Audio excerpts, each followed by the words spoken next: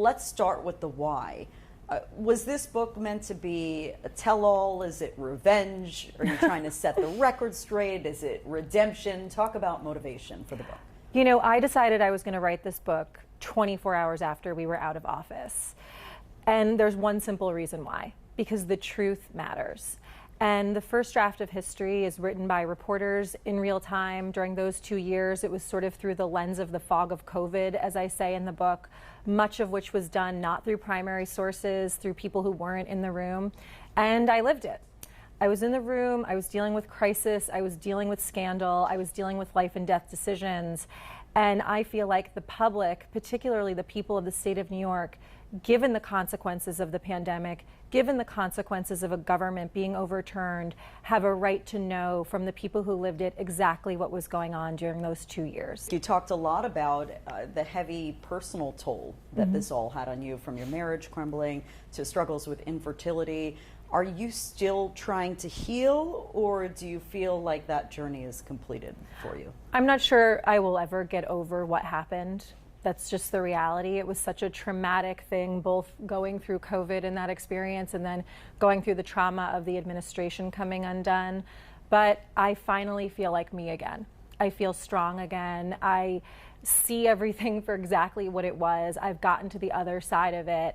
And that's another message in my book, which is, you know, look, in life, you get knocked down, you go through divorce, you deal with infertility, you deal with a pandemic, you deal with scandal, you deal with crisis. But it's about, you know, when you're down, getting back up and knowing that you have to keep going. And I hope that of all the messages in this book, people take that from it. And the report that led to you and your former boss resigning, let's talk about that.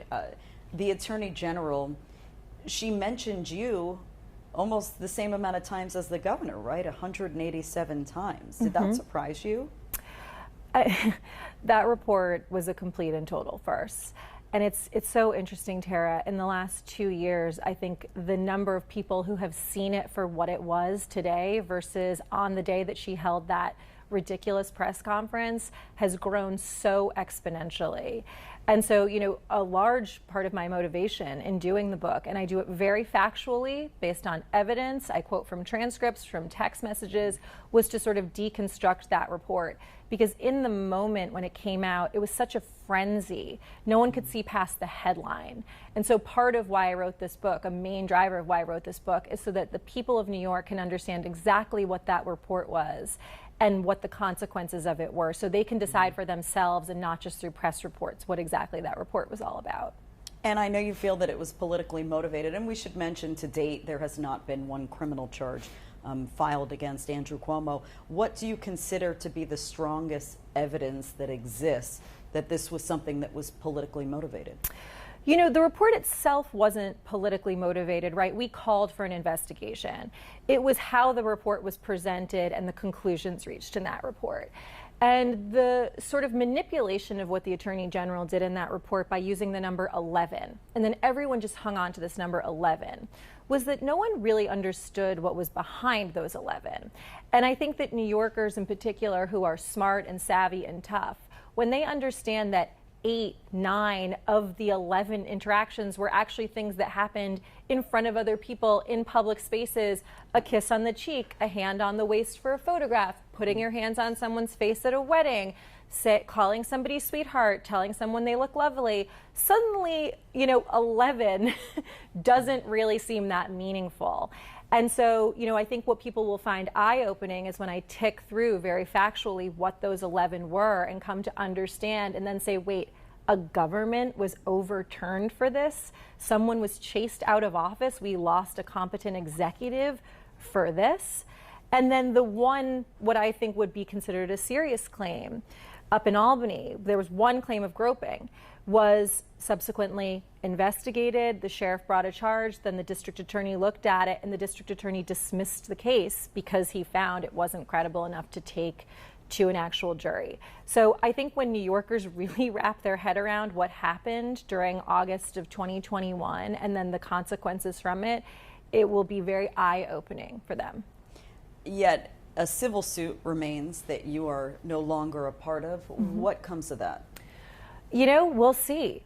There was a trooper up in Albany who brought a civil suit, who sued me, amazingly, even though I didn't know the woman. That sort of gives you a sense of just how ridiculous this entire thing got. And it's still pending, it's ongoing, but I'll tell you one thing, I sat in on those depositions throughout while I was a part of the case. And when people really understand the facts behind that, it will blow their mind. So, it continues, but it's very interesting. In your book, you were also very critical of the woman who replaced your former boss, Kathy Hochul, claiming that you tried to remove her from the post not once but twice. My question is, who was on your short list? Who did you want to replace her in 2021? In 2021, we really didn't know. We were looking at all kinds of different options. We wanted somebody who was more progressive, someone who, I think held the values of our administration a little bit more. We were so early on, we had informed her in January of 2021 that she wasn't going to be on the ticket the following year, but we were still in the midst of COVID, and we really didn't know at that point who we were going to choose. We still had another year and a half to make that decision. So we really hadn't, had anyone on our short list at that point. And why were you so critical of her leadership? Look, you jive with certain people, you don't jive with certain people. Mario Cuomo was famously lieutenant governor. At one point, he said it was the most miserable job. David Patterson said being lieutenant governor was just wake up, you still have a pulse, go back to sleep. And in the governor's first term, Bob Duffy was our lieutenant governor, and he was just much more of a partner. He would really engage in economic development upstate. When we were doing marriage equality, he played a crucial role in helping to make sure that got over the finish line. And with Kathy Hochul, it was much more performative. It was ribbon cuttings, it was, photo ops, and it didn't really feel like she was all that invested in the substance of the job. And then at the same time, she was very, very far to the right. She, was known for, the thing she was most known for was that when Eliot Spitzer talked about doing driver's licenses for non-documented people, she was a clerk up in Erie County. She threatened to have non-documented people arrested. She was an A+ rated member of the NRA. And so I always felt like her values didn't necessarily jive with our values, and that it would benefit us to find somebody who was better suited for the administration. So you told her she wasn't on the ticket before you had a replacement in mind?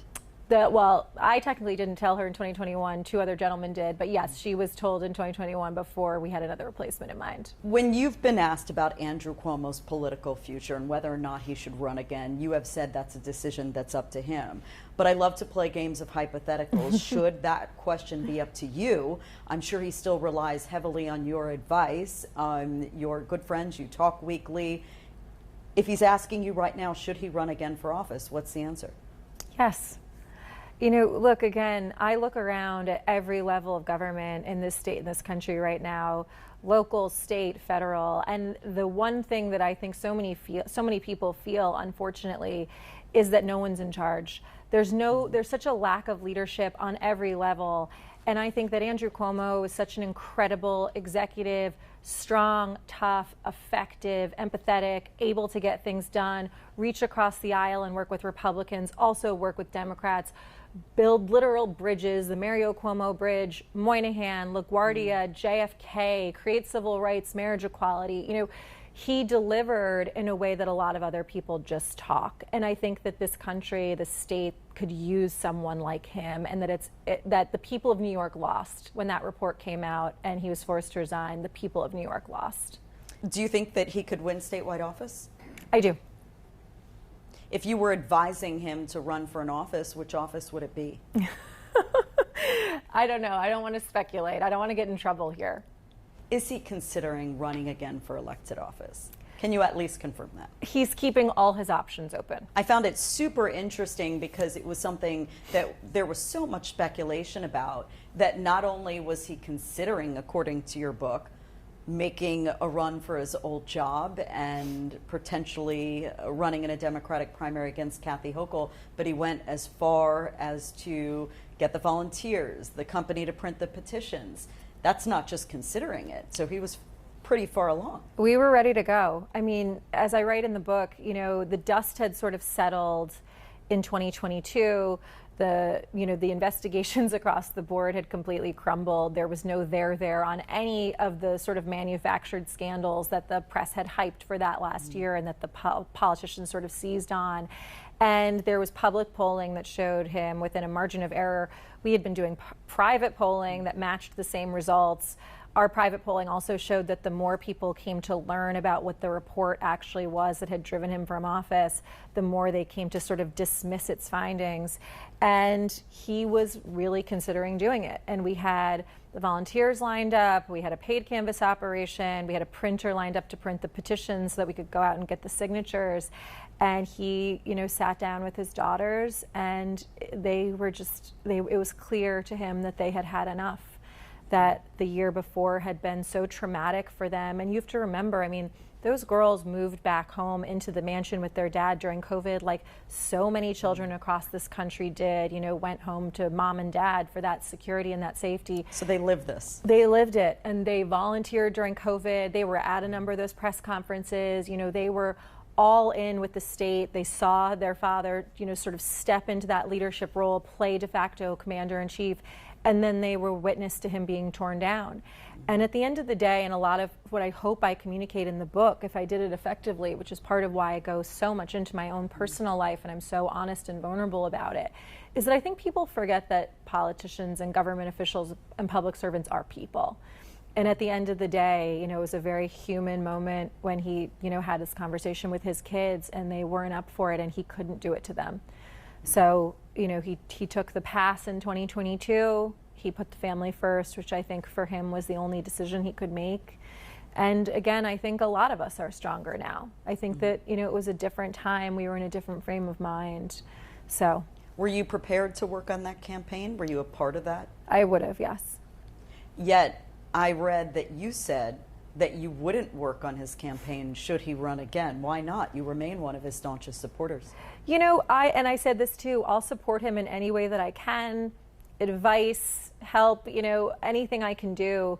But I also think at this point in my life, I'm 41 years old. I've been to hell and back. I was secretary of the governor at age 34. I was on the merry-go-round.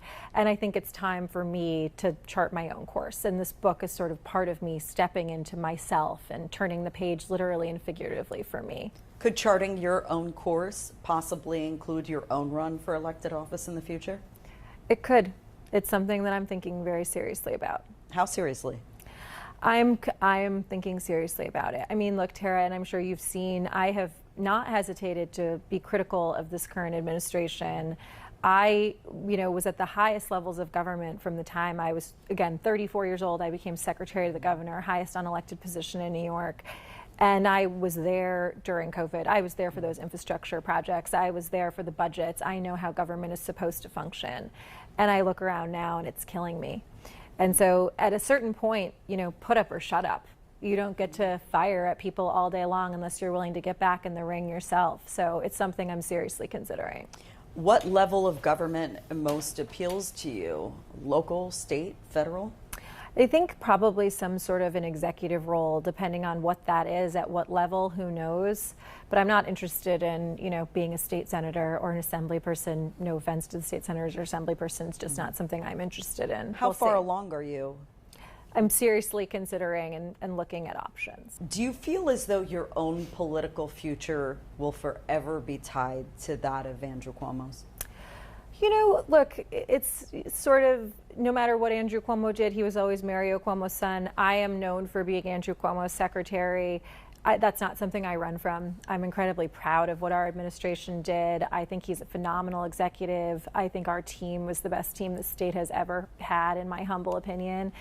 And, look, I get it, and I will always be associated with him in some way, but I am my own person, and this book really is my story. And again, sort of turning the page and starting to step out on my own. So your book was called What's Left Unsaid. And I know this was a long book, 384 pages. Mm-hmm. But you had to have left at least one thing unsaid. What can you share with us? No, look, it's all there. It's all there, the good, bad, and the ugly. It takes New Yorkers into the room, onto the phone, with Jared Kushner, with Donald Trump, with me while I'm on the phone with the families of healthcare workers who died during COVID, with me while I'm laying on the floor of my office crying, dealing with the weight of the decisions we're making. It's with me while I'm on the phone with my ex-husband, talking about getting divorced. It's what it was to be there when the sexual harassment allegations started to unfurl. It was the dark days when it felt like I didn't know if I wanted to keep going. It's all there, and the title of the book, What's Left Unsaid, was there's so much that's in the paper that's not true. There's so much that's reported that's not true. And there was part of me every day when I was going through it where I said, this can't be what people are left with, because it's just not the reality. And I'm going to fill in the blanks for everyone. And so that's what I sought to do. I'm sure you get asked this question all of the time, but it is an issue that people still care about in our viewing area. If you could go back in time to March of 2020, what would you have done differently as it relates to the handling of the nursing homes? Look, it's such a hard conversation to have. And it's something that it's so painful to so many families on such a real level. And these were decisions essentially made at wartime, where people are making decisions with the best information that they have in that moment. And part of what I talk about in the book was that, the March 2020 nursing home admissions policy was actually done through the Department of Health. It was not an executive order done by the governor or myself. This was done by medical experts in consultation with other medical experts, based on what we thought was going to do to keep the hospital system from collapsing. And there were all kinds of rules in place to ensure that if people were coming back who had been COVID positive, that they were properly isolated and that there was PPE and all of these other things. And so I hate to second guess people. And, when we have done the report here in New York, and when you look at how COVID got into nursing homes in every other state in the country and every other country on the globe, the answer comes back the same, which is that the unfortunate reality that no one sort of wants to acknowledge is that COVID was brought into nursing homes by the staff and by visitors at a time when we didn't even know COVID was here, right? We now know COVID was here in January and February. And so COVID was coming into those nursing homes well before we were even aware that it was here.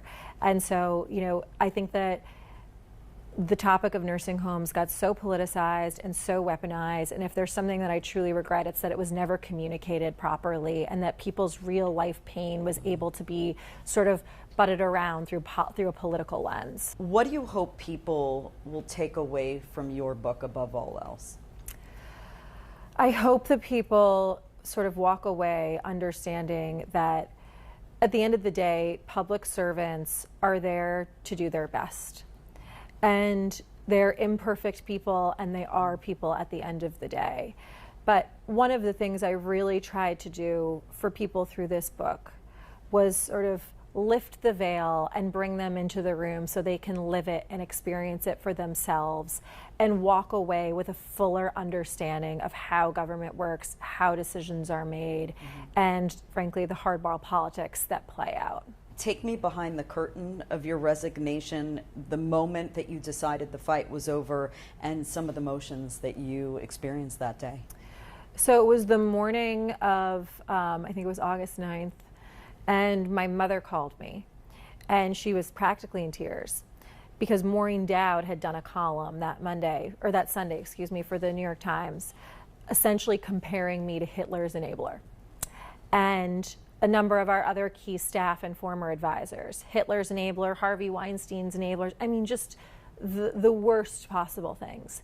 And my mother, who's not in politics at all, has never been in politics, was so distraught because it had been days and days and days and months of, these just vile depictions in the press of her daughter.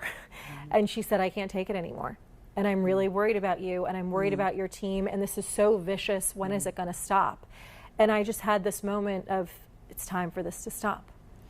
And I went to the governor's mansion. I drove over there, and I talk in the book. I had to sneak in through the back because there was this bank of photographers in the front, all of this paparazzi. We were all being hounded relentlessly.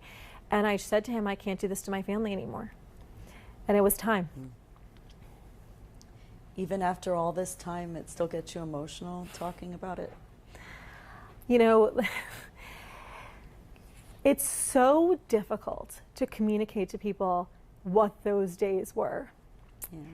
And to see the work that you did and the legacy you helped build and the people that you were closest to be torn down, it still brings me back there. Yeah. It's a form, you see it as a form of trauma that you went through, right? It's exactly what it is. It's trauma. Yeah. And so what got you through these months, now years?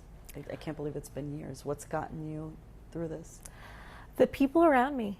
And you know, I talk about in the book, in the chapter after the resignation, I talk about sort of this moment I had where I'm like, I've never been so alone.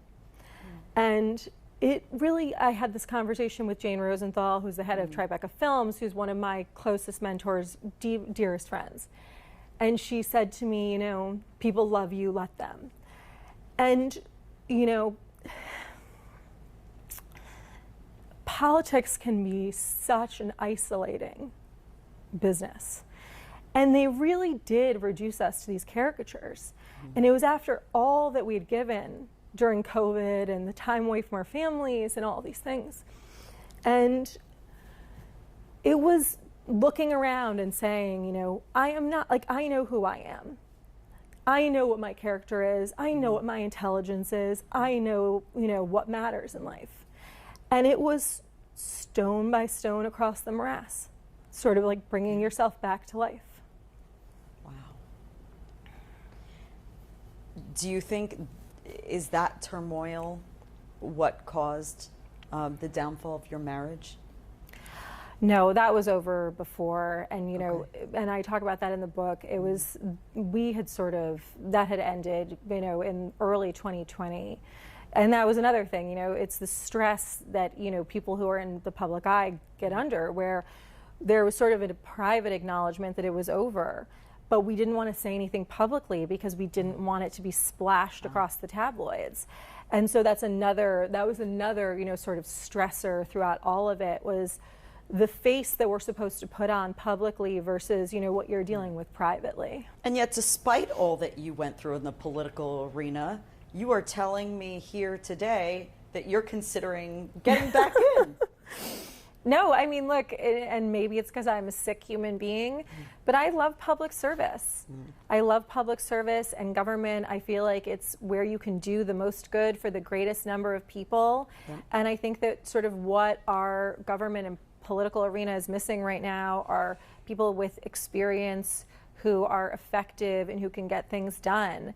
And again, at some point, it's put up or shut up. You also confirmed something that was the subject of so much speculation, that Andrew Cuomo was in fact considering a presidential run back in 2019. But you claim Joe Biden talked him out of it, partly because of his age. Was that a mistake? Should he have run? Would he have won if he did? You know, look, shoulda, woulda, coulda. I mean, I think that Andrew Cuomo was exactly where the country needed him to be in 2020. I think that if he was running for president when COVID hit, then the decisions he was making and the way that he was dealing with it would have all been viewed much more politically, and I think it would have hurt our ability to respond to that pandemic and that crisis as effectively as we did. So look, I think a lot of things in life happen for a reason. I think that he was where all of us needed him to be in March of 2020. And if he had been on a campaign trail, it would have been a totally different thing for this state. The Bidens and the Cuomos, there's so much history there. There was such a solidified friendship there. Were you surprised when Joe Biden came out and called for Andrew Cuomo to resign? Yes and no. And there were no charges filed at the time? Yes and no. I mean, look, Biden has his own Me Too problem, right? Tara Reid had accused him of sexual assault in the spring of 2020, and he sort of skated around that. You know, 7 or 8 other women came out and accused him of varying levels of improprieties, similar to stuff with the governor, by the way, you know, like kiss on the cheek, hand on the waist. And so I think that when that report came out, and he rushed out to call for the governor's resignation without reading the report, which he said in his remarks. He said, I didn't read the report, but I saw the press conference and it's 11 and he has to go. I think that was about Joe Biden's self-preservation as much as anything else. It wasn't about women's rights. It wasn't about harassment. It was about Joe Biden didn't want to revisit his own Me Too issue, and he had to look strong on women in that moment. But at the same time, I mean, obviously, you would expect that a friend, a close friend, would care about the details. And I think of Joe Biden as someone with very high moral character, and so it was very disappointing, if not surprising. And we've talked a lot about everyone else's actions, but Melissa, what do you regret the most about your own actions in the past several years? You know, it's funny. People have asked me, if you went back, would you do things differently? Right. I would do everything differently. Yeah. You know, because when you look back, there are all these little moments in time where you say, like, if only I had done this instead of this, that would have been different. And so I'm not sure that there's one thing specifically. And, you know, I write about in the book at varying points during COVID when I made recommendations that the governor took, and then afterwards I said that was a mistake. And, you know, I advised him to go really hard at Trump in the summer of 2020 for his convention speech, which then blew up on us and caused the president to step in and pull 3 major infrastructure projects as a direct result of the governor's convention speech. You know, there are many things along the way that if I could do differently with the benefit of hindsight, I would do differently.